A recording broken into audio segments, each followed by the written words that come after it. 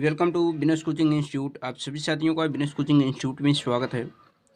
साथियों, आज हम लोग करेंगे यूपी बोर्ड 2023-24 का जो मॉडल पेपर जो upmsp.com यानी जो गवर्नमेंट की वेबसाइट है उत्तर प्रदेश माध्यमिक शिक्षा परिषद की, वहाँ से ये पेपर आपको सॉल्व कराए जाएंगे। अर्थात उस पर जो मॉडल पेपर पड़े हैं उसी मॉडल पेपर को हमने क्या किया है, यहाँ पर उसको फुट कॉपी कराया, अर्थात उसको प्रिंट आउट निकाला है और उसी पे आपको क्वेश्चन को सॉल्व करके दिखाएंगे कि कैसे कैसे क्वेश्चन बोर्ड में बनेंगे, क्योंकि ये एक पैटर्न है और इसी पैटर्न पे क्वेश्चन आएंगे आपके बोर्ड के एग्जाम में।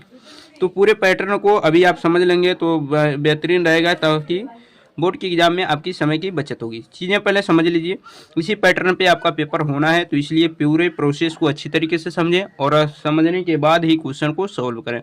देखिए यहाँ पर लिखा गया कि सत्र 2023-24 प्रतिदर्श प्रश्न पत्र यानी प्रश्न पत्र कैसे बनेंगे उसी का एक प्रारूप है। कक्षा 10 के ये है, विषय गणित है। 70 नंबर के ये पेपर होंगे। ये तो आपको मालूम होगा, समय 3 घंटे 15 मिनट मिलेंगे, जिसमें 15 मिनट आपको क्या मिलेंगे, इस प्रश्न पत्र को पढ़ने के लिए। सामान्य निर्देश क्या है कि सभी प्रश्न अनिवार्य हैं। इस प्रश्न पत्र के 2 खंड हैं। खंड अ में 20 अंक के 20 बहुविकल्पी प्रश्न होंगे, जिसके उत्तर ओमार शीट में आपको देना होगा। अर्थात ओमार शीट पे आपको देना होगा, जो हमने इस पर वीडियो बनाया कि ओमार शीट को कैसे भरते हैं, कैसे वो सारी चीज़ें होती हैं। उसको अगर आप नहीं देखे हैं तो ज़रूर देख लीजिएगा, ओमार शीट से रिलेटेड वीडियो आप ज़रूर देखिएगा। ओमार पर उत्तर अंकित किए जाने के पश्चात उसे काटे नहीं तथा इरेजर व्हाइटनर आदि का प्रयोग न करें। बहुत सारे बच्चे को लगता है कि ऑप्शन ए सही है और भरने के बाद फिर उनको एहसास होता है कि नहीं, ये तो ऑप्शन बी होना चाहिए था। तो उसको आपको काटना भी नहीं है, ना ही व्हाइटनर का प्रयोग करना है, क्योंकि दोनों कंडीशन में आपके ओमार गलत मान लिए जाएंगे। ठीक है ना, तो ये चीज़ें आपको ध्यान रखनी है। पूरी ध्यानपूर्वक पढ़ के ही आंसर से सेटिस्फाई हो जाए तभी ओमार को भरें। देखिए दूसरा खंड ब में 50 प्रश्न के वर्णात्मक प्रश्न यानी 50 प्रश्नों को आंसर आपको लिखित में देना है। 50 अंकों के प्रश्नों का उत्तर आपको लिखित में देना है। इस खंड में कुल 5 प्रश्न हैं। प्रत्येक प्रश्न के प्रारंभ में स्पष्ट लिखा गया है कि उसके कितने खंड करने हैं। ठीक है ना, प्रश्नों के अंक उनके सम्मुख हैं यानी उनके सामने लिखे गए हैं। प्रथम प्रश्न से प्रारंभ कीजिए और अंत तक करते जाइए, उस पर समय नष्ट मत कीजिए। ठीक है ना, यानी प्रथम प्रश्न से आपको शुरू करना है और करते चले जाना है अंत तक। ठीक, अब चलते हैं क्वेश्चन हम लोग समझते हैं। देखिए ये है बहुविकल्पी प्रश्न। पहले हम 20 क्वेश्चन आपको कराएंगे, उसके बाद हम क्या करेंगे, वर्णात्मक प्रश्न अर्थात लिखित में जिनका आंसर देना है उनको भी हम कराएंगे। बहुविकल्पी प्रश्न में पहला क्वेश्चन है कि किन्हीं दो संख्याओं का एलसीएम 60 है तथा एचसीएफ 3 है। एक संख्या 12 है तो दूसरी संख्या बताइए। तो पहला ऑप्शन है 20, दूसरा ऑप्शन है 15, तीसरा 180 और चौथा ऑप्शन है 36। तो इसमें हम बिल्कुल समय नहीं लेंगे, आपको सॉल्व करके दिखाएंगे। आप एक फार्मूला पढ़े होंगे, A into B equal to क्या होगा, H C F into LCM. ये आप फार्मूला पढ़े होंगे। ठीक है ना, यहाँ पर हम इसको सॉल्व जब करेंगे तो ए इंटू बी, यहाँ पर एक संख्या दी गई है 12 है, दूसरी संख्या में आपसे पूछी जा रही है। इसका एचसीएफ दिया गया है क्या, 3 है, और एलसीएम आपको दिया गया है 60 है। ठीक है ना, तो आपसे पूछा गया है कि दूसरी संख्या बताइए। तो देखिए 12 25 60 होता है, तो बी का वैल्यू क्या होगा, 5 यानी 15, यानी दूसरी संख्या आपकी 15 होगी, जो ऑप्शन आपकी दूसरा सही हो जाएगा। ठीक है ना, अब चलते हैं अगले क्वेश्चन की तरफ और अगला क्वेश्चन देखेंगे। देखिए अगला बहुविकल्पी प्रश्न है कि एक शून्येतर परिमेय संख्या और अपरिमेय संख्या का गुणनफल होता है। देखिए एक परिमेय संख्या और एक अपरिमेय संख्या का जब आप गुणनफल निकालेंगे तो क्या आएगा, ऑप्शन दिया गया 4। सदैव अपरिमेय आएगा, सदैव परिमेय आएगा, परिमेय या अपरिमेय संख्या होगी 1 होगी। देखिए कर एक शून्येतर परिमेय और एक अपरिमेय, जैसे मान लीजिए 2 एक परिमेय संख्या, इसके साथ एक अपरिमेय संख्या किसका √3 का मल्टीप्लाई करेंगे तो ये जो संख्या मिलेगी 2√3, ये आपकी क्या होगी, अपरिमेय संख्या होगी। ठीक है ना, तो यानी आपको सदैव अपरिमेय संख्या मिलेगी। क्या मिलेगी, सदैव अपरिमेय संख्या मिलेगी। अब चलते हैं अगले क्वेश्चन की तरफ। तीसरा क्वेश्चन है कि रेखा युग में समीकरण x + 2y - 5 = 0 और 4x + 8y - 20 = 0 के हल होंगे। कौन से हल होंगे, पहला दिया गया है कि केवल एक अद्वितीय हल होगा, दूसरा है अपरिमित रूप से अनेक हल होंगे, तीसरा है कोई हल नहीं होगा और चौथा है 2 हल होंगे। तो देखिए ये कंडीशन आपको बताई गई है, इस कंडीशन का उपयोग आप करेंगे।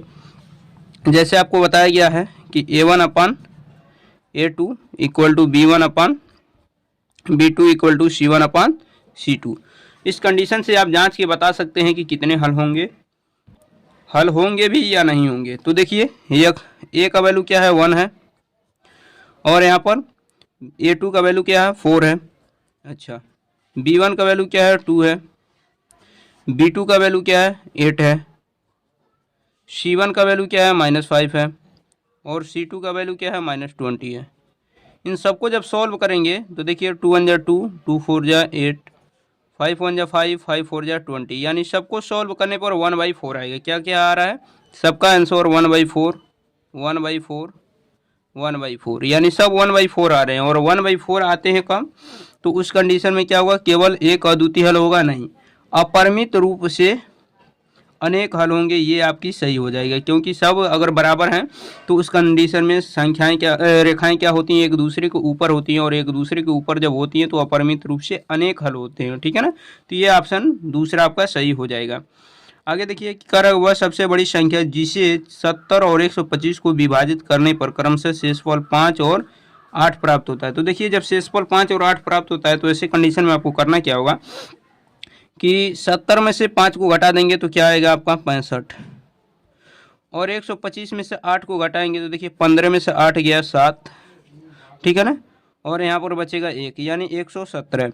अब इसमें क्या करना है कि 65 और 117 का HCF निकालना है। तो HCF क्या होता है, जो इन दोनों को पूरी तरह से डिवाइड करे। तो देखिए 13 है, 65 है, 1750 है और 875 है। तो ये तीनों संख्या, ये दोनों संख्याएं तो हो नहीं सकती हैं, ठीक है ना। और रही बात 65 की, तो 65 से अगर 65 इनका HCF होगा तो 65 से 117 डिवाइड नहीं होगा।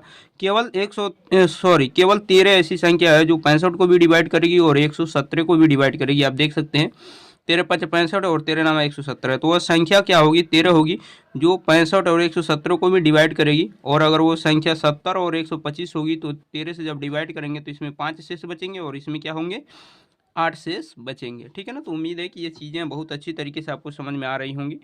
अब चलते हैं अगले क्वेश्चन की तरफ। कह रहा है 3 के प्रथम 5 गुणजों का योग बताइए। 3 के प्रथम 5 गुणज कौन कौन से हैं, देखिए 3 है, 6 है, 9 है, 12 है और 15 है। अब कह रहे हैं इनके योग बताइए। आप चाहें तो इनको सीधे सीधे जोड़ सकते हैं, ठीक है ना, सबको जोड़ लीजिए। देखिए 15 और 12 27, और 27 और 30, 30 9 39, 39 और 6 45। तो ये 45 आपके आंसर हो जाएंगे। पहला ऑप्शन आपका सही हो जाएगा, ठीक है ना। ये सारी चीज़ें आप बहुत ध्यानपूर्वक करेंगे। देखिए अब जो क्वेश्चन है यहाँ पर कि द्विघात समीकरण 2x² - 4x + 3 = 0 के बारे में निम्न कथनों पर विचार कीजिए।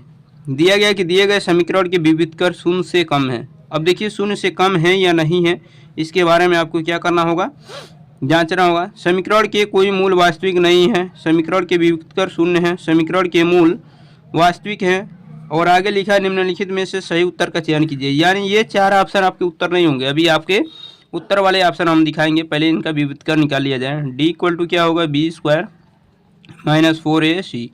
अब देखिए B का मान क्या है -4 है, -4 का स्क्वायर -4, A का मान क्या है 2 है और C का मान क्या है 3 है। यहाँ से सॉल्व करेंगे तो -4 का स्क्वायर 60, देखिए 4 2 जा 8, 8 3 जा क्या हुआ 24, 24 में से जब 60 को माइनस करेंगे तो -8 आएगा। यानी D का जो वैल्यू आ रहा है वो लेस देन 0 हो रहा है। D का वैल्यू क्या हो रहा है, लेस देन 0, माइनस में मान आएगा तो 0 से छोटा होगा। तो पहला ऑप्शन क्या कर रहा है कि दिए गए समीकरण के विविधकर शून्य से कम है। तो देखिए शून्य से कम हो रहा है, यानी ये चीज़ें सही कह रहा है। उसके बाद समीकरण के कोई मूल वास्तविक नहीं है। अगर D का मान 0 से छोटा है तो कोई मूल वास्तविक नहीं है। दूसरा भी ऑप्शन सही बन रहा है। समीकरण के विविधकर शून्य होंगे, नहीं शून्य नहीं हो रहे, ये तो गलत हो रहा है। समीकरण के मूल वास्तविक होंगे, देखिए D का मान अगर 0 से छोटा होगा तो समीकरण के मूल वास्तविक नहीं होंगे। यानी A और B दो ऑप्शन सही दिख रहे हैं। तो ऑप्शन है कहाँ, वो आपको हम दिखा रहे हैं। तो देखिए यहाँ पर जो ऑप्शन आपने A और B देखा, ये दोनों सही हो रहे हैं। तो A और B सही हो रहे हैं, जो पहला ऑप्शन है। बाकी दूसरे में दिया गया A और D, तो A और D आप देख रहे हैं D गलत है। तीसरे में C और D, तो C और D गलत ही है। चौथे में केवल एक, तो ये केवल एक नहीं सही है। A और B दो सही हैं, ठीक है ना। अब चलते हैं अगले क्वेश्चन की तरफ। अगला क्वेश्चन देखेंगे।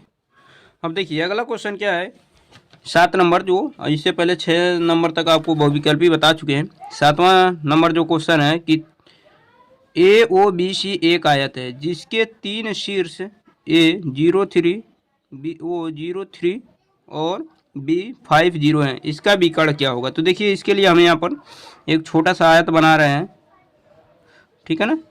देखिए ये एक आयत है, आप यहाँ पर लिख सकते हैं A, यहाँ O, यहाँ B, यहाँ C, ठीक है ना। A का जो वैल्यू है वो क्या है 0 और 3 है, 0 और 3।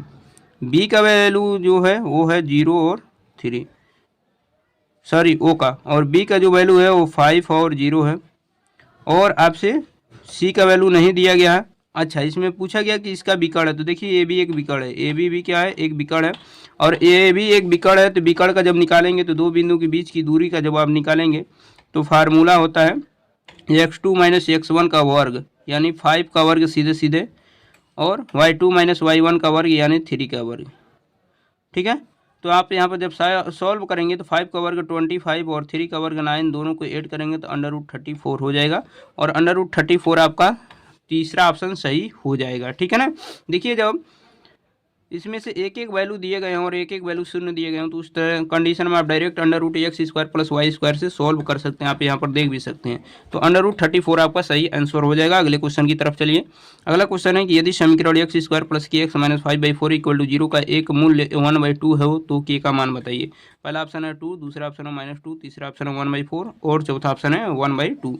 तो यहाँ से देखिए मूल 1/2 है तो k का मान बताइए। जब 1/2 दिया तो वो उसी को हम क्या करेंगे इसमें रखेंगे और k का मान निकल जाएगा। तो देखिए यहाँ पर सॉल्व करके दिखा रहे हैं हम, डायरेक्ट x की जगह पर रखेंगे 1/2 का स्क्वायर प्लस k, x का मान 1/2 माइनस 5/4 = 0 कर देंगे। यहाँ पर 1/2 का स्क्वायर 1/4 हो जाएगा प्लस k/2 हो जाएगा माइनस 5/4 = 0। देखिए माइनस 5/4 और 1/4, तो -5/4 में से 1/4 को सॉल्व जब करेंगे तो -5/4 में से 1/4 घटेगा तो आएगा 4/4, और 4/4 माइनस में आएगा, बराबर के उधर ले जाएंगे तो प्लस आ जाएगा, 1 हो जाएगा। यहाँ से k का वैल्यू 2 का 1 में मल्टीप्लाई करेंगे तो 2, तो k का जो वैल्यू आएगा वो 2 होगा, जो ऑप्शन पहला आपका सही आंसर हो जाएगा, ठीक है ना। उम्मीद है कि ये सारी चीज़ें आपको समझ में आ गई होंगी, ये सारी बहुविकल्पिक क्वेश्चन है। देखिए अगला क्वेश्चन जो है कि दो त्रिभुज समरूप होते हैं। दो त्रिभुज समरूप कब होते हैं, पहला कंडीशन ये है कि यदि इनके संगत कोण बराबर हों, यानी उनके संगत कोण बराबर होंगे तो क्या वो समरूप होंगे। दूसरा ऑप्शन है इनकी संगत भुजाएं एक ही अनुपात में समानुपाती होती हैं, तब होंगे।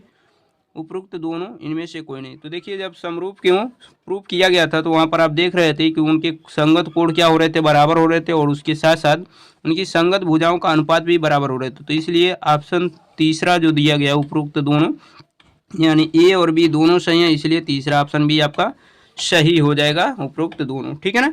अगले क्वेश्चन की तरफ चलते हैं। अगला क्वेश्चन है कि यदि एक समकोण त्रिभुज में कोण C 90 अंश है, AC 3 सेमी और BC 4 सेमी है तो C से जाने वाली माध्यिका ज्ञात कीजिए। देखिए ये एक हम समकोण त्रिभुज यहाँ पर बना के आपको दिखा रहे हैं। देखिए ये एक समकोण त्रिभुज है, ठीक है ना। यहाँ पर ABC 90 डिग्री का रहा है। उसके बाद कह रहा है कि AC 3 सेंटीमीटर है। AC कितनी है, AC आपकी 3 सेंटीमीटर है। उसके बाद BC 4 सेंटीमीटर है, ये BC 4 सेंटीमीटर है, तो ये कड़ होता है 5 सेंटीमीटर, 5 सेंटीमीटर हो जाता है। तो कह रहा है बिंदु C से जाने वाली माध्यिका ज्ञात कीजिए, यानी बिंदु C से जब इस पर आप माध्यिका खींचेंगे तो ये दो बराबर भागों में विभाजित हो जाएगा, यानी यहाँ से यहाँ तक मान लीजिए ये दूरी क्या है CD क्या है, माध्यिका है। तो आपसे पूछा जा रहा है कि माध्यिका की माप बताइए। तो माध्यिका की जो ये माप होती है वो इस पूरे की आधी होती है, पूरा 5 है तो इसका आधा क्या हो जाएगा 2.5, तो 2.5 आपका सही आंसर हो जाएगा। तो हम क्वेश्चन नंबर 10 तक ही रहने देते हैं क्योंकि वीडियो बहुत ज़्यादा लंबा हो जाएगा। बाकी जो 10 क्वेश्चन होंगे उनके अगले वीडियो में डिस्कशन कर देंगे। वीडियो कैसा लगा आप लोग कमेंट बॉक्स में ज़रूर बताइएगा। जो लोग चैनल पे नए हो चैनल को सब्सक्राइब करें। मिलते हैं नेक्स्ट वीडियो में, तब तक के लिए अपना ख्याल रखिए, धन्यवाद।